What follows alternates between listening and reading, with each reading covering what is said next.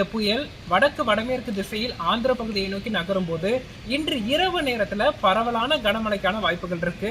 சென்னை, திருவள்ளூர், காஞ்சிபுரம், செங்கல்பட்டு போன்ற மாவட்டங்கள்ல, அதாவது அக்டோபர் 28 காலைக்குள் வடகோடி மாவட்டங்களான சென்னை, திருவள்ளூர், காஞ்சிபுரம், செங்கல்பட்டு மற்றும் அதனையொட்டிய ராணிப்பேட்டை, வேலூர் போன்ற மாவட்டங்கள்ல பரவலா கனமழையும், சென்னை மற்றும் திருவள்ளூர் மாவட்டங்களின் ஓரிரு இடங்கள்ல மிக கனமழையும் பதிவாகும் என எதிர்பார்க்கலாம்.